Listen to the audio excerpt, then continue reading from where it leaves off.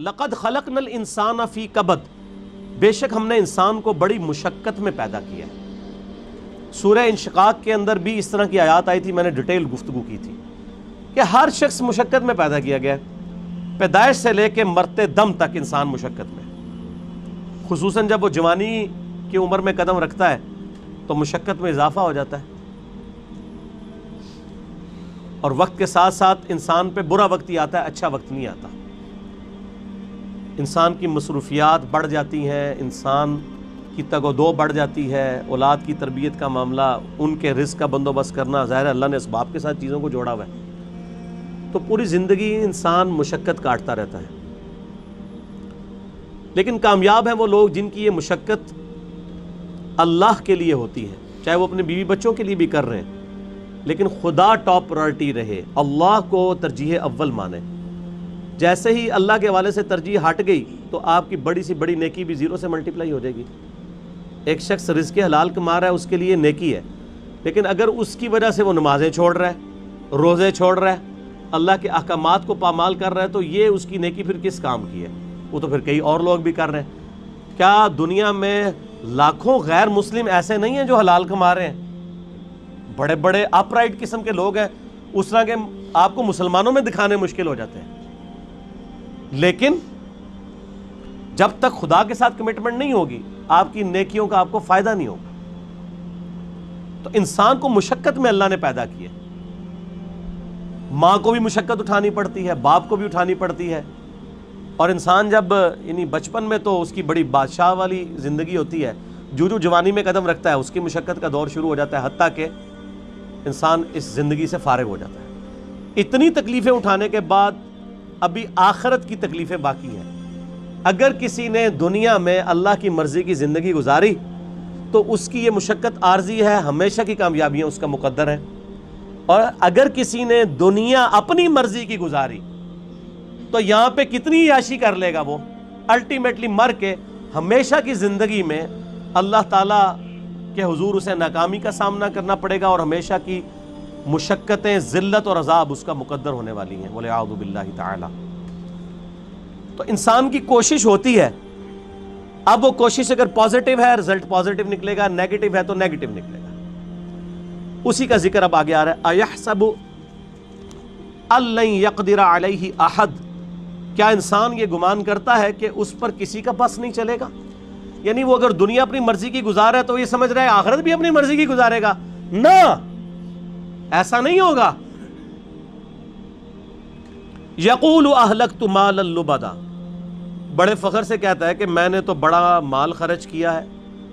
Specifically تو اشارہ ہے مشرکین عرب کے ان امیر لوگوں کی طرف جن کا ذکر قرآن پاک میں کئی جگہ آیا کہ وہ بڑا فخر کرتے تھے کہ ہم حرم مکہ کی جو خدمت ہے وہ ہمارے ذمہ ہے، ہم یہاں پہ حاجیوں کے اوپر جو ہے وہ خرچہ بھی کرتے ہیں، اللہ کی راہ میں لوٹاتے ہیں۔ اللہ فرماتا ہے ان اعمال کا فائدہ نہیں ہے جب تک تم اللہ کی توحید اور اس کے نبی علیہ السلام کی رسالت پر ایمان نہیں لاؤ گے، شرک سے کنارہ کشی اختیار نہیں کرو گے، تو یہ حاجیوں کے اوپر کھانا پینے کے اوپر پیسے صرف کرنا، یہ مال جو تم لگا رہے ہو اور بڑی اکڑ رہے ہو کہ اللہ کے حضور اس کا کوئی اجر ملے گا، کوئی اجر نہیں ہے اس کا۔ اَيَحْسَبُ أَن لَّمْ يَرَهُ أَحَدٌ، کیا وہ خیال کرتا ہے کہ اسے کسی نے نہیں دیکھا؟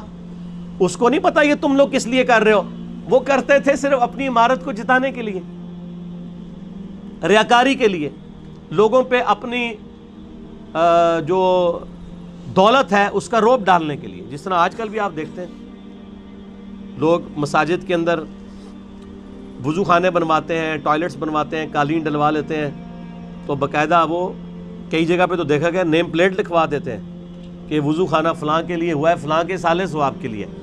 بھئی اگر سالے ثواب کے لیے بھی ہے تو اللہ کو تو پتہ ہے نا، آپ کے لکھنے کا تو اللہ محتاج نہیں ہے، نیکیوں کو تو چھپانا چاہیے، یہ خطرہ ہے کہ آپ کی نیکیاں برباد ہو جائیں۔ اور کئی لوگ تو جو ہے وہ حرام کے مال سے جو ہے اس طرح کے معاملات چل رہے ہوتے ہیں ان کے، اور وہ یہ سمجھتے ہیں کہ ہم اللہ کی راہ میں تھوڑا سا پیسہ خیرات کر کے اپنے باقی کے مال کو حلال کر لیں گے، ایسا نہیں ہوگا۔ اللہ تعالیٰ بہت غیرت مند ہے۔ صحیح مسلم میں حدیث ہے قیامت والے دن ایک سخی کو، ایک شہید کو اور ایک قاری کو بلایا جائے گا، اللہ تعالیٰ شہید سے پوچھے گا تجھے میں نے اتنی صحت دی، गिवन सर्कमस्टांसेस तेरे लिए फेवरेबल किए, तूने इसके बदले में मेरे लिए क्या किया? वो कहेगा या अल्लाह मैंने जान दे दी, और क्या करता? सबसे बड़ी कुर्बानी यही हो सकती। अल्लाह फरमाएगा तूने जान इसलिए दी ताकि लोग तुझे कहें बड़ा बहादुर है, तो तुझे दुनिया में लोगों ने बड़ी तारीफ की तेरी, तुझे दुनिया में अजर मिल चुका है इस रियाकारी का, औंधा मुंह करके दोज़ख में डाल दिया जाएगा। बोले औज़ु बिल्लाहि ताला अल्लाहुम्मा अजिरना मिनन नार, आमीन। सखी से अल्लाह पूछेगा तुझे इतना माल दिया था, तूने मेरे लिए क्या किया? कहेगा या अल्लाह मैंने इतना सदका और खैरात किया तेरे इल्म में, हत्ता कि मैंने मस्जिदों में नेम प्लेट भी अपने नाम की लगवाई है, तुझे नजर नहीं आती वो प्लेटें? ये मैं कह रहा हूँ उसकी एक्सप्लेनेशन। अल्लाह फरमाएगा तूने इसलिए सब कुछ किया ताकि लोग कहें बड़ा सखी है, तो दुनिया में तेरी बड़ी तारीफ हुई है। आज भी आप देख लें, मैं नाम लिए बगैर कहता हूँ, लाखों के दस्तरखान रोजाना के चला रहे हैं हराम के माल के ऊपर, और लोग उनकी बड़ी तारीफ भी करते हैं। देखें जी, चले जो कुछ भी है गरीबों को खिला भी तो रहा है ना। ये क्राइटेरिया दुनिया में ठीक है। ये फरजाना डाकू वाला मामला जो है ना, वो कि भी एक डाकू वो अमीरों से लूट के गरीबों की मदद करता था, ये फिल्मों में अच्छा है, अल्लाह ताला के लिए नहीं है। अल्लाह तो एक किसी भी क्रिटिकल रीजन की वजह से जीरो से मल्टीप्लाई कर देता है सब कुछ। बेपरवाह है ना सर, आप अपनी दाढ़ी पगड़ी नमाजों से और बड़े बड़े दस्तरखानों से अवाम को धोखा दे सकते हैं, अल्लाह को नहीं।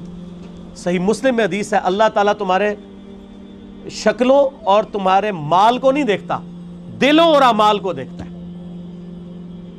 शक्ल भी नहीं देखनी और माल भी नहीं देखना। आप लोग क्या देख रहे होते हैं? बड़ा नूरानी चेहरा है, अल्लाह का कितना करम है इस पे, कितनी दौलत है, और अल्लाह क्या फरमा रहा है? दिल और अमाल। हत्ता कि सही बुखारी में आता है, और इसका जिक्र इशारतन सूरह तौबा में भी आया है। जब नबी इस्लाम ने अपील की ना, ग़ज़वा तबूक के मौका पर रोमन एम्पायर से लड़ना था, सबसे बड़ी सुपर पावर, तो चंदे की अपील की, तो एक सहाबी ने पूरी रात एक यहूदी की यानी मजदूरी करने के बाद उसको एक मुट्ठी जो है ना वो खजूरें मिली मुआवजे के तौर पे।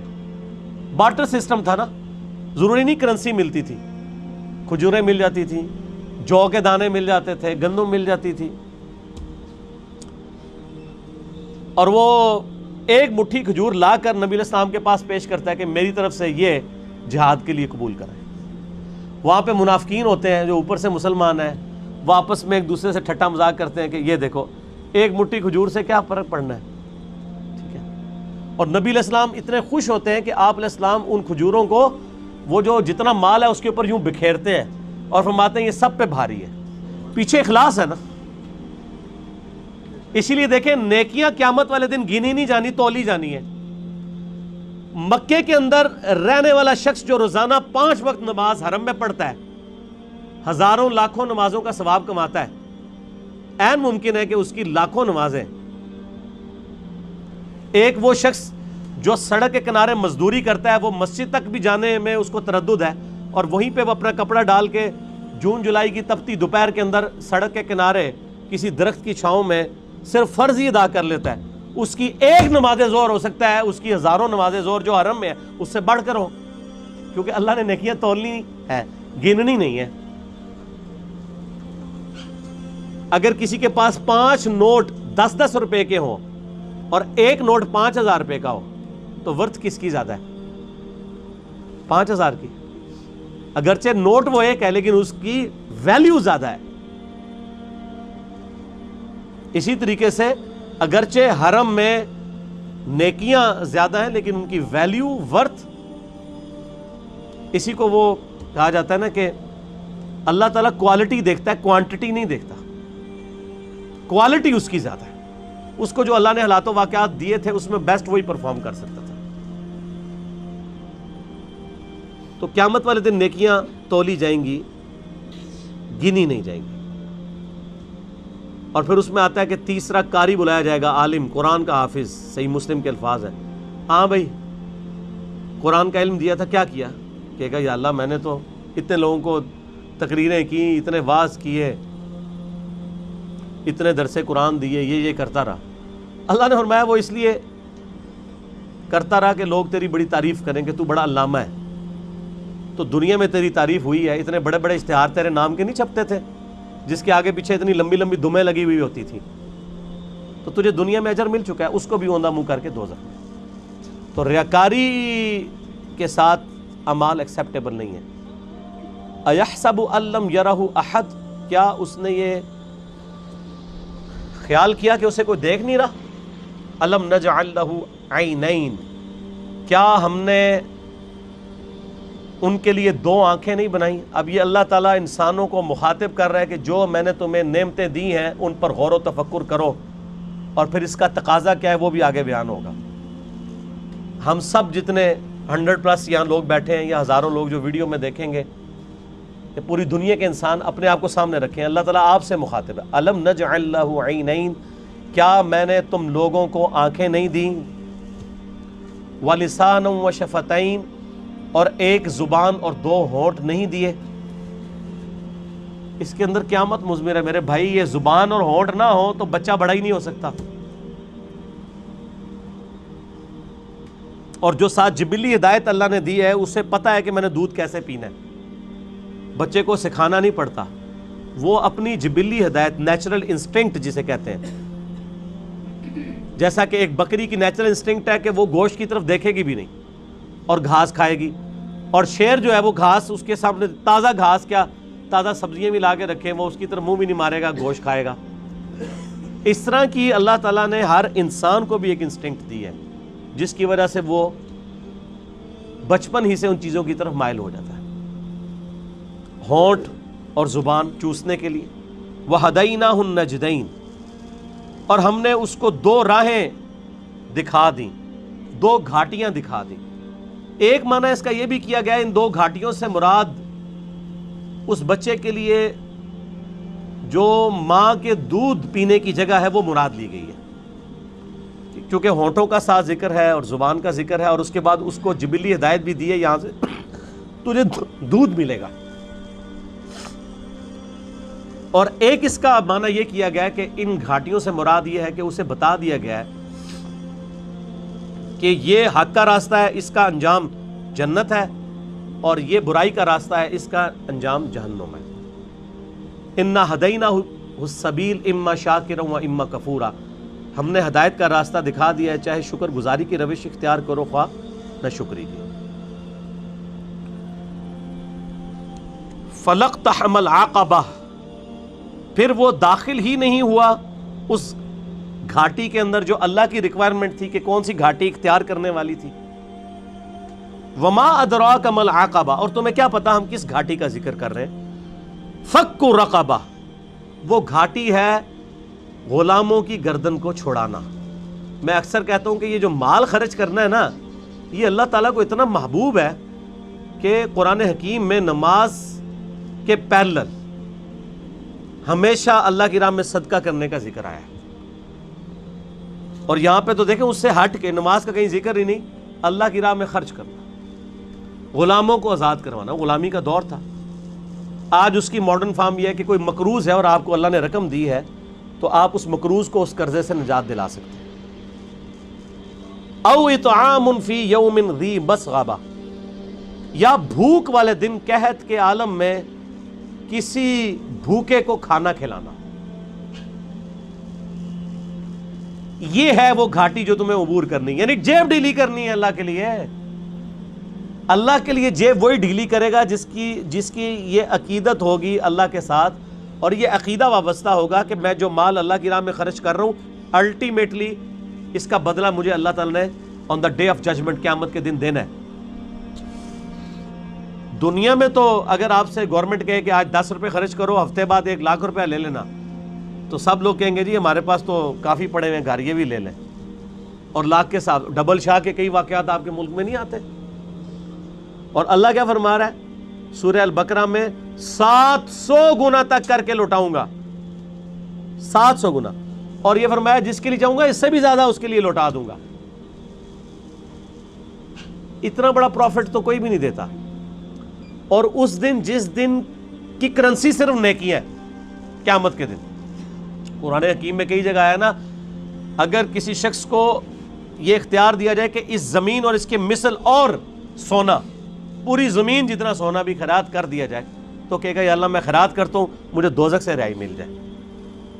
تو یہاں تو اللہ تعالیٰ آپ سے اتنا بڑا سونا ڈیمانڈ نہیں کر رہا. گیون سرکمسٹانسز میں جو جتنا افورڈ کر سکتا ہے اللہ کی راہ میں خرچ کرے. بھوکے کو کھانا کھلانا, اور یہ کھانے کھلانا چاہیے. آج کل یہ جو بھوکے جعلی قسم کے پھر رہے ہیں نا زیادہ تر, ان کو بھی جو ہے نا ایڈریس کرنے کا بڑا آسان طریقہ ہے. جو کہتا ہے نا جی میں نے روٹی کھانی ہے مجھے 10 روپے دیں, اس کو کہ چلو روٹی کھلا دیتے ہیں, آؤ ہوٹل پہ بیٹھو کھاؤ روٹی, پیمنٹ کر دوں گا. وہ بیسیکلی پیسہ مانگنے کے لیے انہوں نے ایک جو ہے ذریعہ اڈاپٹ کیا ہوا ہوتا ہے. انہوں نے وہ روٹی نہیں کھانی ہوتی ہے, وہ پروفیشنل ہوتے ہیں. لیکن یہ یاد رکھیے گا قرآن حکیم میں ایون اگر کوئی پروفیشنل بیگر بھی, کوئی بھکاری آپ کے پاس آ جاتا ہے, آپ کو یہ اجازت نہیں کہ آپ اسے ڈانٹیں. آپ ڈانٹیں گے نہیں اسے, بلکہ آپ اس کو جو ہے وہ پیار محبت کے ساتھ جو ہے وہ اس کے راستے کے اوپر چلا دیں گے. اسے کہیں گے بھائی اللہ تعالیٰ آپ کی مدد فرمائے. ڈانٹنے کی اسلام میں اجازت نہیں ہے.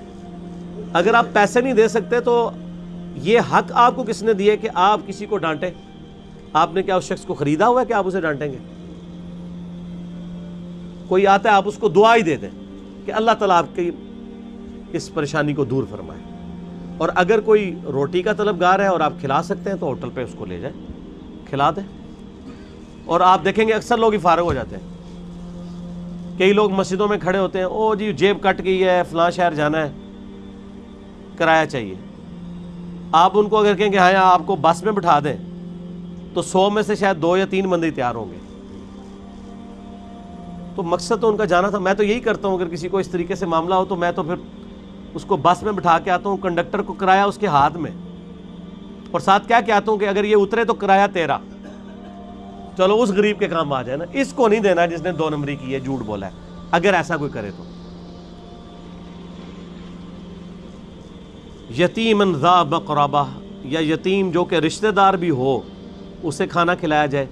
او مسکینن ذا متربہ, یا مسکین جو ہے جو خاک نشین ہے, مٹی پہ بیٹھنے والے جن کے پاس جگہ بھی نہیں ہے, ان کو کھانا کھلانا یہ اللہ تعالیٰ کے حضور نیکیوں میں سے ایک نیکی ہے. ثم کان من الذین آمنوا وتواصوا بالصبر وتواصوا بالمرحمہ, پھر اس کے بعد ایمان والوں سے جو ایک دوسرے کو نصیحت کرتے ہیں صبر کی, اور ایک دوسرے کو رحمت کی نصیحت کرتے رہتے ہیں. دیکھیں اللہ کی راہ میں صدقہ اور خیرات کرنے کے بعد اللہ تعالیٰ نے ایمان لانے کا ذکر کیا ہے, اور اللہ کی راہ میں جو صبر و استقامت ہے اس کا ذکر کیا ہے, صرف امپورٹنس بتانے کے لیے کہ اللہ کی راہ میں جیب ڈھیلی کرنے کی کتنی امپورٹنس ہے. ایمان لانے والے, صبر اختیار کرنے والے اور صبر کی تلقین کرنے والے. یہ تو خیر ڈیٹیل آگے سورۃ العصر میں آئے گی نا, جو 4 کامیابی کے لیے شرائط ہے ان میں آخری 2 شرائط یہی ہیں کہ آپ نے حق بات کی تلقین کرنی ہے اور صبر کی تلقین کرنی ہے. اولئک اصحاب المیمنہ, یہی وہ لوگ ہیں جو قیامت والے دن دائیں ہاتھ والے ہوں گے, یعنی ان کا نامہ اعمال ان کے دائیں ہاتھ میں دیا جائے گا. والذین کفروا, وہ جو انکار کرنے والے ہیں, ناشکری کرنے والے ہیں, بآیاتنا, ہماری آیات کی, ہم اصحاب المشأمہ, وہ لوگ ہوں گے بائیں ہاتھ والے. علیہم نار مؤصدہ, ان پر قیامت کے دن آگ چھا رہی ہوگی. بولے اعوذ باللہ تعالی, اللہم اجرنا من النار, آمین. یہ قرآن کا اسلوب ہے کہ جب بھی اہل ایمان کا ذکر ہوتا ہے نا تو ساتھ ہی ساتھ فاسقین کا اور اہل جہنم کا بھی ذکر ہوتا ہے. اہل جنت کا ذکر ہوتا ہے تو اہل جہنم کا بھی ذکر ساتھ میں ہوتا ہے, کیونکہ دونوں چیزیں پیرلل میں ہیں. صرف یہ نہیں ہے کہ میٹھی نیند آپ کو سلا دیا جائے, تصویر کا دوسرا رخ بھی دکھایا جاتا ہے کہ بھائی بڑے معاملات سخت ہونے والے ہیں.